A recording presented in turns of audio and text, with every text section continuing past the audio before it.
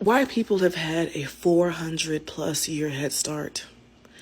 400 years worth of generational wealth stolen from our ancestors, Native Americans, ancestors, mind you, stolen. They didn't earn it, took it, and have had a 400 plus year head start and generational wealth. And they can't even handle Black people having one full generation of bare minimum voting right access. Bare minimum. We ain't even nowhere near the same level what y'all got. We just talking about voting rights. My grandmother is almost 80. And in her lifetime, she has literally gone from Black people hardly having any voting rights, especially Black women, to gaining a semblance of voting rights, to now those voting rights being back on the chopping block in one lifetime span. Grandmother.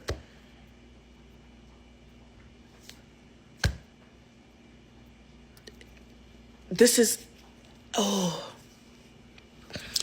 is so enraging. It's giving me goosebumps. And white people, I don't want to hear all of my comments. I'm so sorry that y'all are experiencing this. This is so unfortunate. I voted for Kamala. I don't want to hear it.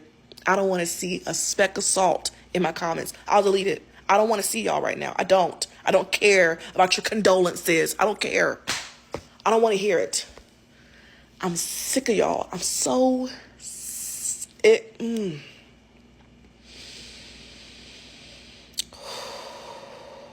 Jesus. 400-year head start, and y'all can't even handle... This is just... Bye-bye. Some of y'all Latinos, bye-bye. Here's another lie that was really important to the white people's argument at the court today.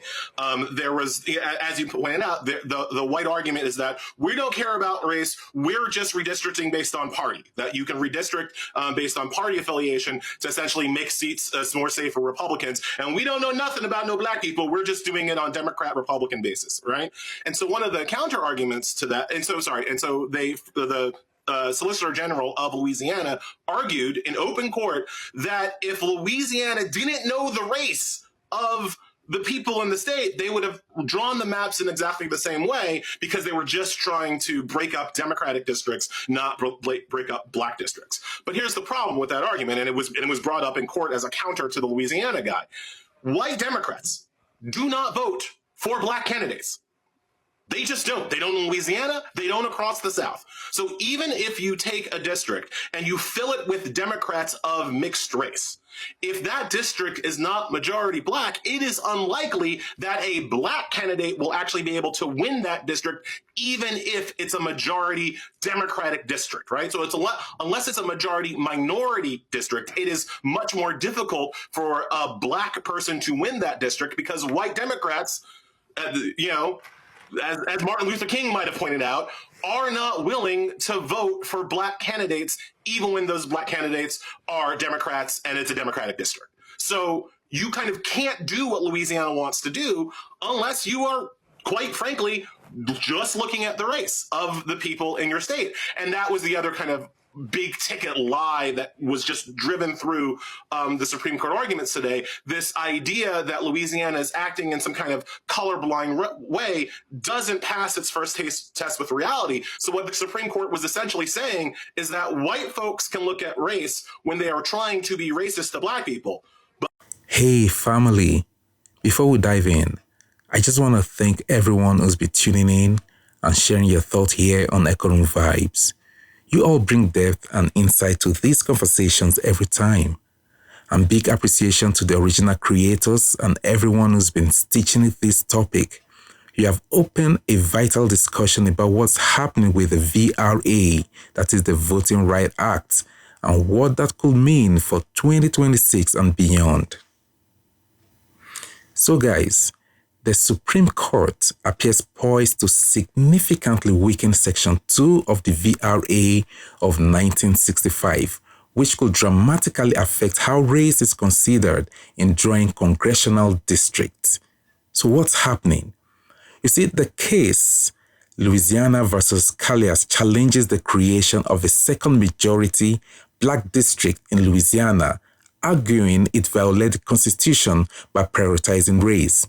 And during oral arguments, several conservative justices signaled support for limiting or even striking down Section 2, the last major provision of the VRA that bans racial discrimination in voting practices.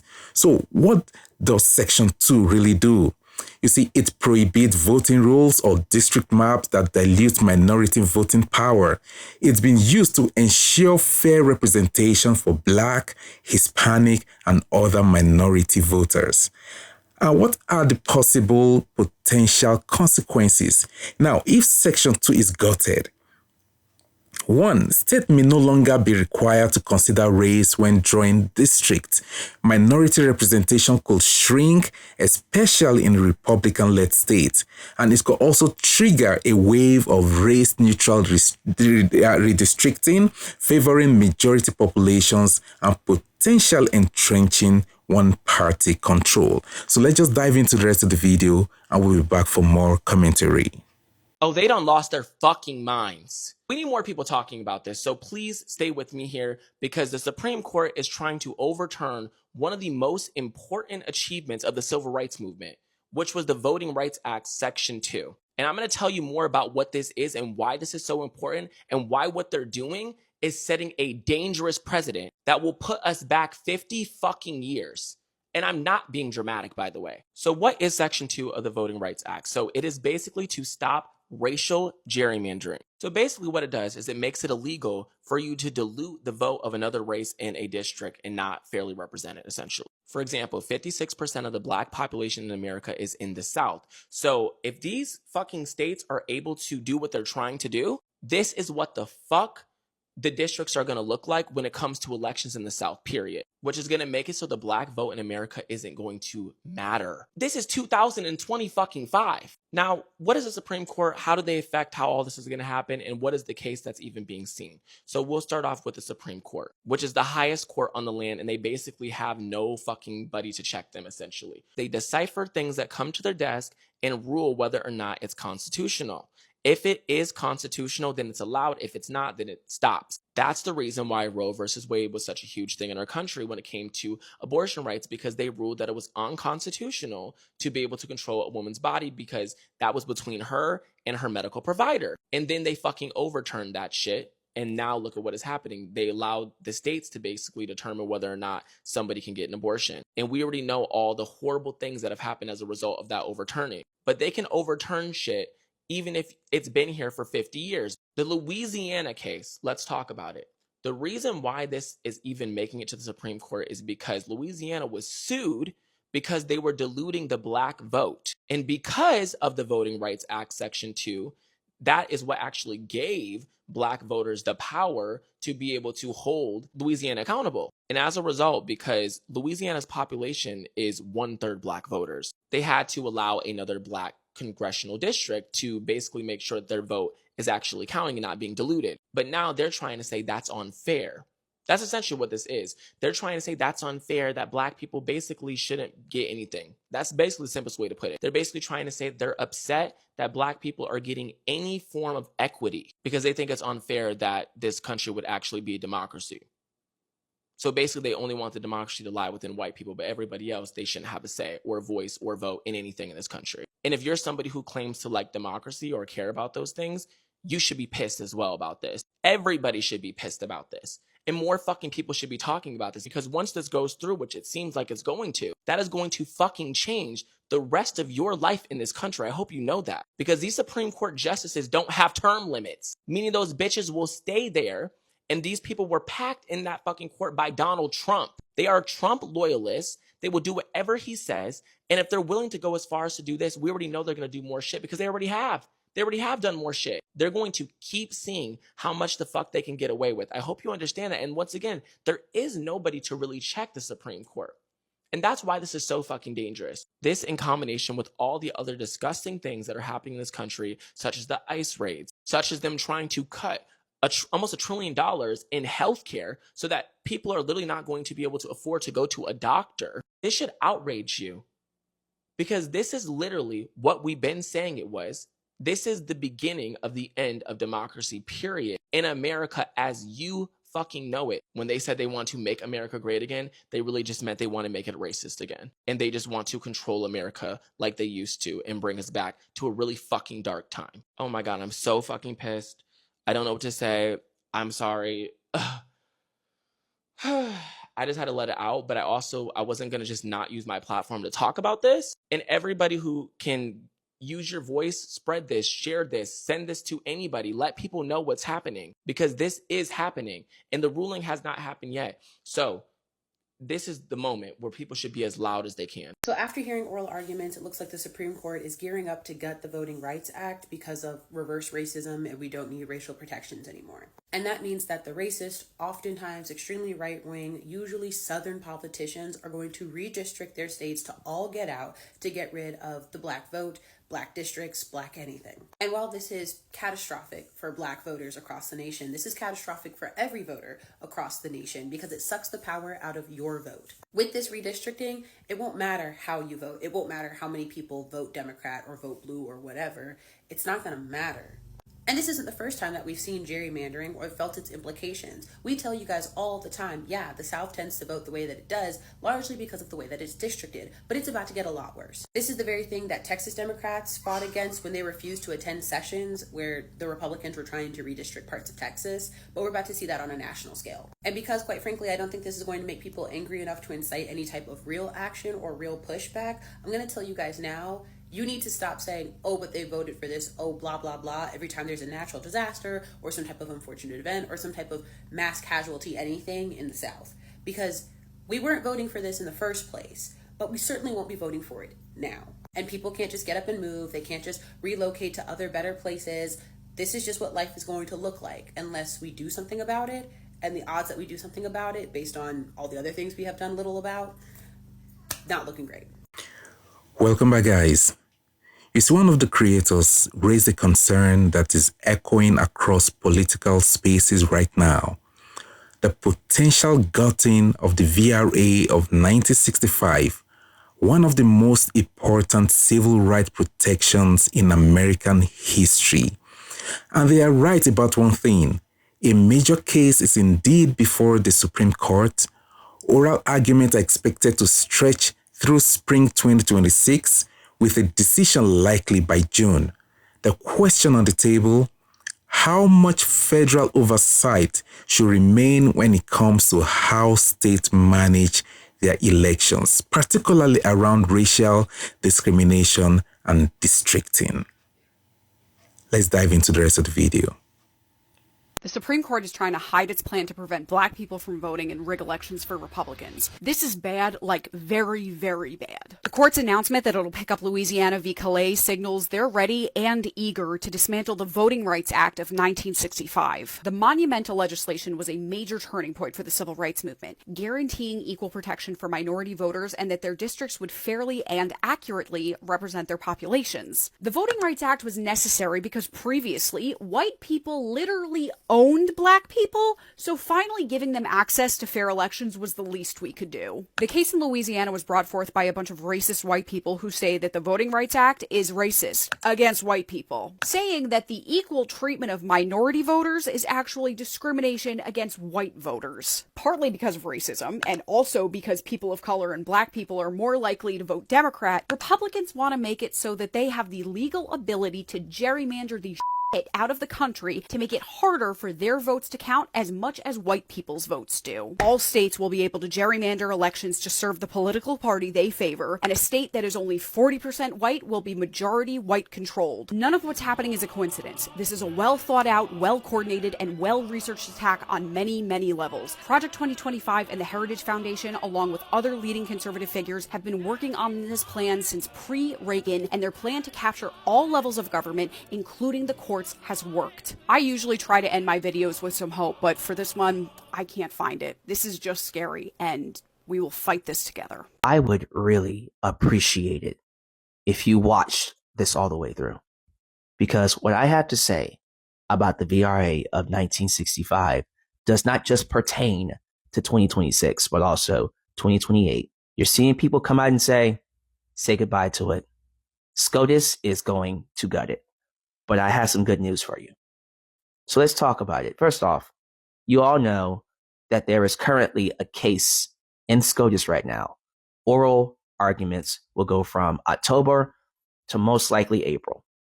And then around June, they'll make a decision on whether or not to gut it. Let me save you some time. They're going to gut it. Assume they're going to gut it. Maybe not entirely. They'll most likely limit it. I doubt they're going to say the entire thing is invalid, but they're going to take away a lot of what makes it important, which is protecting people like me when it comes to picking our leaders. The people who I see making that decision are either Amy Coney Barrett or Chief Justice Roberts. Now, although I expect them to gut it, there is a side of me that thinks they probably won't. Amy Coney Barrett has 2 black kids. She adopted 2 black kids. So she might decide, I don't want those 2 black kids to live in a country where they don't matter, or potentially they won't matter when it comes to picking our leaders. She might say no. And although Chief Justice Roberts has spent his entire career trying to gut sections of the VRA, there's also a side of me that believes he might uphold it. So we'll have to see what decision they make. I am expecting them to gut it, and so should you. So prepare your minds as if they're getting ready to take this away from us. Now, here's the good news. They have until April of 2026 to hear all oral arguments, and that's typical. So if they do wait until April, which they are, this is too big to not. By that point, the maps for 2026 would have already been drawn, and by that point, it would be way too late to redraw them, even if SCOTUS does overturn VRA. So the good news is, whatever they decide to do won't have any effect on 2026. Meaning, if we go out there and give the blue team the House and the Senate, they can have legislation ready to codify it, to protect it. And even if DJT decides to veto it, they'll have the people there to block it. So, more than ever, you guys need to get out in 2026 and put the right people in those seats to protect not just my rights, but also your rights. The blue team needs to have the majority in both the House and the Senate. And honestly, they're going to need a lot of people, as in 2/3. Because I have a feeling that DJT, even if we get the majority, he's going to want to block a lot of the legislation that they want to put through. And the only way to override him is with 2/3. We can get 2/3 in both the House and the Senate in 2026. But you got to get out and pick them. I guarantee you, this country can have that if people just participate. Do not sit at home. We have got to organize to get them out in 2026. And if we do that, it doesn't matter what SCOTUS decides to do, because Congress has more power in this instance. They'll be able to codify VRA, and then SCOTUS' decisions won't even matter. And I'll even empower you a little bit more.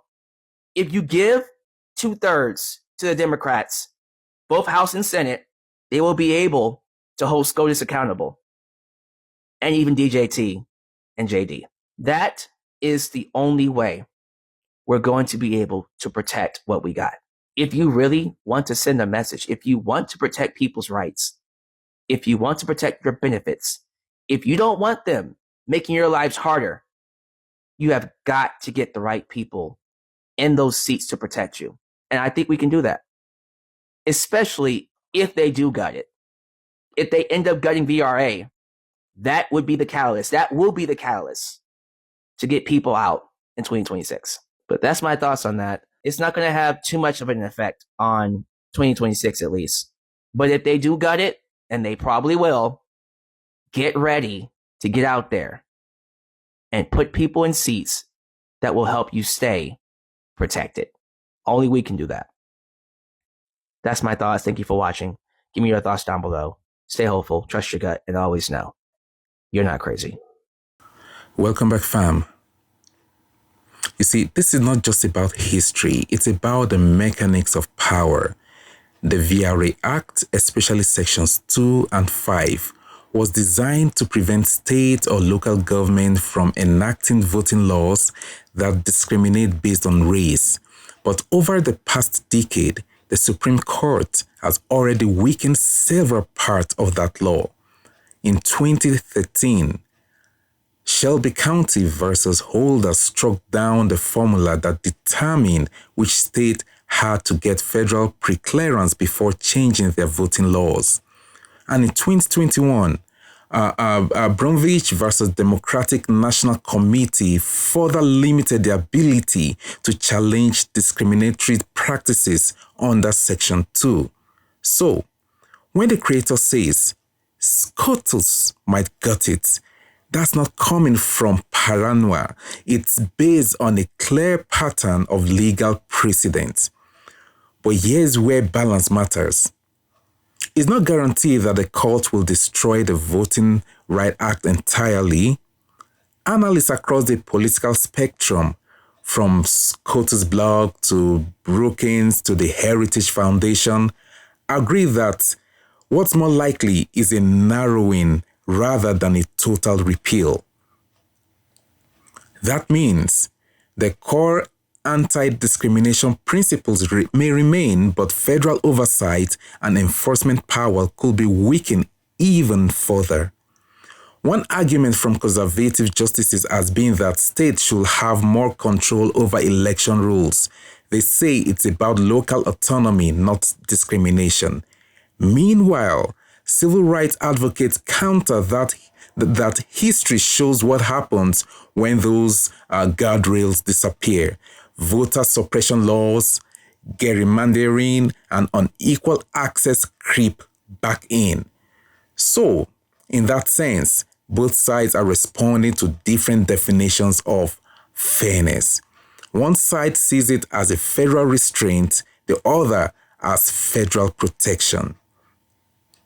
Now, one of the creators made an interesting strategic point that by the time SCOTUS rules, it will be too late to redraw voting maps for the 2026 midterms.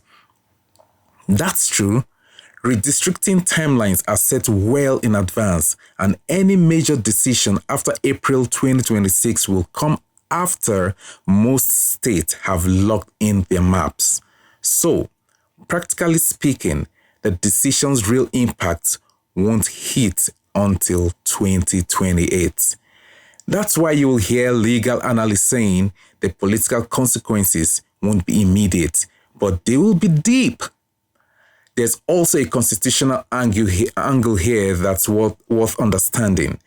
Congress does have the power to reinstate or codify protections from the Voting Rights Act. In fact, bills like the John R. Lewis Voting Rights Advancement Act were designed to restore what Shelby County stripped away. But those bills stalled in the Senate due to filibuster rules, not because Congress can't act, but because it hasn't reached the numbers to do so. And that's where the creator's call to civic participation comes in. Whether you lean left, right, or independent, this isn't just about one party. The takeaway here is that who you elect to Congress matters, because ultimately, Congress can set the guardrails for election fairness that even the Supreme Court can't override. Now let's talk about the human side for a moment.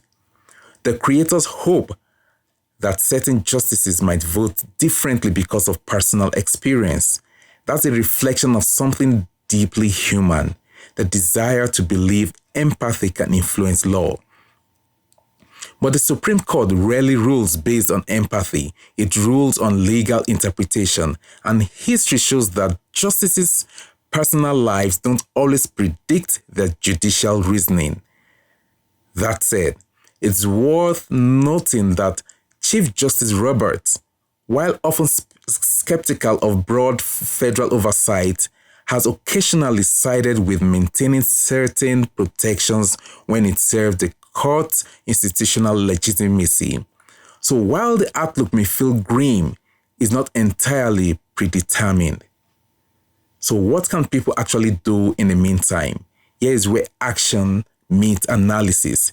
Civic engagement doesn't start at the presidential level. It starts at your state and local elections. Secretaries of state, governors, and state legislatures often have just as much influence on how easy or hard it is to vote. So even before 2026, those local ballots matter. If the VRA is narrowed, the next defense will come from state laws, grassroots legal action, and public accountability. That's where your voice still carries weight, no matter who sits on the bench. To everyone watching, thank you for sticking through this discussion. These conversations can be tough, but they matter. Whether you agree or disagree with the original creator's urgency, we can all agree that protecting fair and equal access to voting is a cornerstone of democracy, no matter who you support. So stay informed, stay engaged, and as always, thank you for spending time with Echo Room Vibes. Let's keep this dialogue alive in the comments. Do you believe the Voting Rights Act will survive the next challenge? Or do you think the country is ready to redefine it entirely? Either way, the story isn't over. It's still being written by us. Thanks for watching from Echo Room Vibes. Peace out.